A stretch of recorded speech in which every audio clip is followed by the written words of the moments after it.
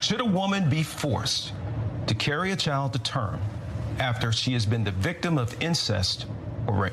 We want women and young boys in the womb to have the right to life. I think two wrongs don't make a right. This is one of the great tricks that I think the sexual revolution pulled on the American populace, which is this idea that, like, well, okay, these marriages were fundamentally, they were maybe even violent, but certainly they were unhappy, and so getting rid of them and making it easier for people to shift spouses like they change their underwear, that's going to make people happier in the long term. We're effectively run in this country via the Democrats, via our corporate oligarchs, by a bunch of childless cat ladies who are miserable at their own lives and the choices that they've made, and so they want to make the rest of the country miserable too. I also think, there's something comparable, between abortion and slavery.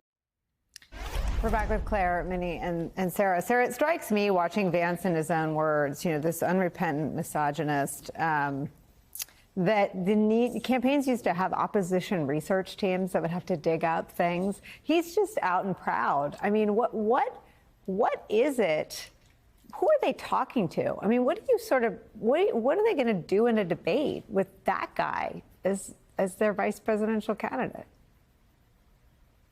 Okay, well, here's what I think they're trying to do. So I go back to this strategy of picking J.D. Vance was about running up the numbers with sort of secular men. All right, there's this sort of new, we could call it the manosphere, but it ranges from kind of Tucker Carlson to some of the guys at the Daily Wire, all the way over to some of these sort of Jordan Peterson, Andrew Tate. Like, there's this massive web of influencers that are speaking to young men often, and also it dovetails with gaming culture, with kind of barstool sports culture.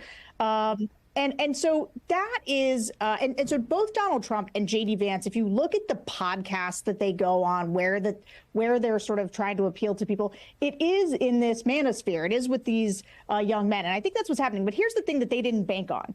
They thought that they were going to be running against Joe Biden. And so they thought that they would have really low enthusiasm among the Democratic coalition, and they'd be able to sort of run up the turnout numbers with men. And then, of course, the switch happened. And despite how angry Donald Trump is that he's no longer running against Joe Biden, and he continues to talk about Joe Biden like he is running against him, the fact is he's running against Kamala Harris. And Kamala Harris very quickly put that Democratic coalition back together, re-energized it, and now is fighting for these swing voters. And I talk to these swing voters all the time in focus groups. And let me tell you what they think about J.D. Vance. They think he's the worst. That childless cat lady stuff has broken through not just to women, but to men, too. And they think that this guy is creepy and weird. He's got extraordinarily low approval ratings. And every time he goes on one of these shows, he just digs the hole deeper because he is an unrepentant misogynist. And the other thing that he does is that, a lot of Donald Trump's misogyny, as we were talking about before, so much of that stuff is baked in just because it happened now such a long time ago. J.D. Vance has re-raised the salience of Donald Trump's misogyny. It's just sort of made it more of a surround sound issue, just like Bernie Moreno, just like all these other sort of candidates down ballot that are exposed for their misogyny. And it's creating a party-wide phenomenon, again, that this is a party that is hostile to women. And I think that's why you're seeing the numbers break the way that they are. Claire, what are your, I hear exactly what you're saying about this manosphere, this sort of crypto bro mentality.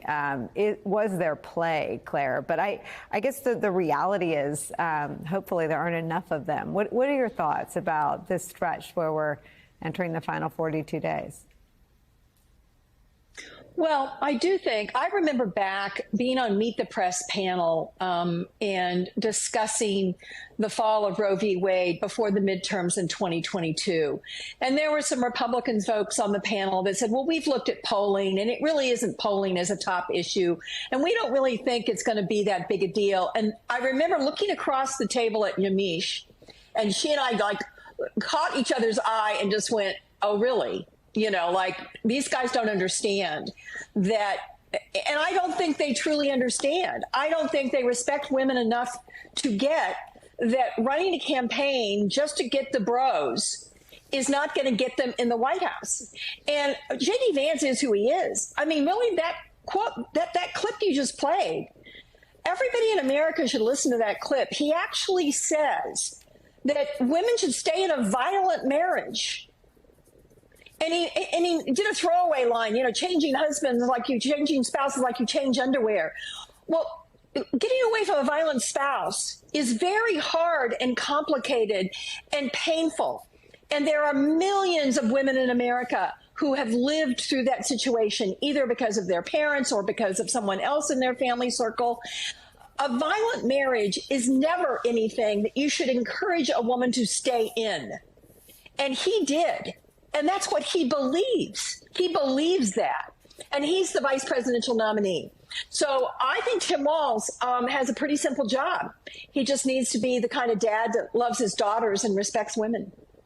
I think this idea of men, a referendum on men, American men, is hard to talk about and hard to cover, right? In the same way that women aren't a monolith, men aren't a monolith. But I think every gamer crypto bro who's sort of sucked into the information ecosystem is someone's son. They're someone's partner. They're a girl brother. I think the idea that the Republican Party is banking on the dehumanization, not just of women, but of men, that men can sit and nod, women should stay in marriages and not be able to change their underwear as, their husbands as quickly as they change underwear. I think we are selling men short to think that that isn't a message that should be seared into the mind of every prospective swing male voter. And I wonder, Minnie, you've sort of cracked the code on making sure that abortion as a matter of life and death, as a reproductive healthcare and choice issue, as an IVF issue, that this is in front of all voters, not just women.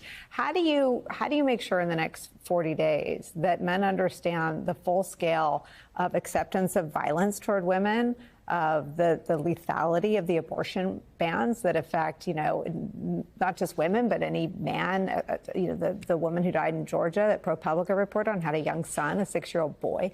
This is not just women's crisis. This is a crisis for women and all the men who love them. So I think the Harris campaign, we have great partners in the Harris campaign.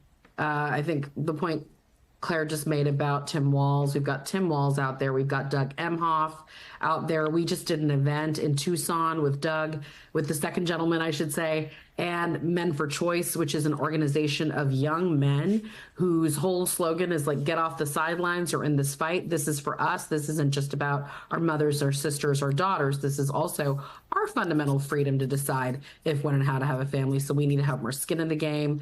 We saw the really great work by our friends at White Dudes for Harris, appreciated at the recent event with Oprah. But look, we have a lot of great ways to reach men on this issue, and it's really important. But I do want to underscore something, going back again to Ohio.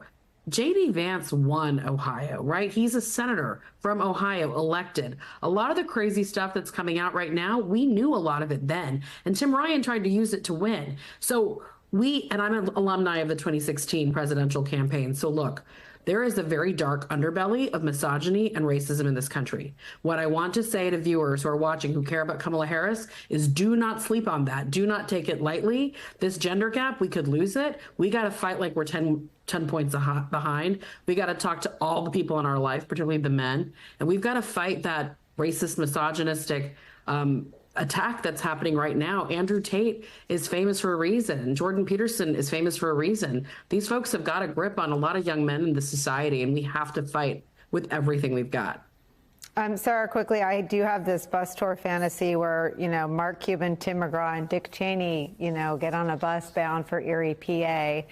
Does that make any sense? I'm not sure about Dick Cheney, how he's doing health-wise, maybe for like a bus tour. But I do think that this idea of fighting for men's votes is really important. Like, I think one of the worst things that could happen in this election is that you end up in sort of a boys versus girls dichotomy around this election. And it can't just be deploying Tim Walz. Like, Kamala Harris, I think, needs to get out there. I think one of the things that we know is that the more people see of Kamala Harris, the more they like her. The more people see of Donald Trump, the less they like him.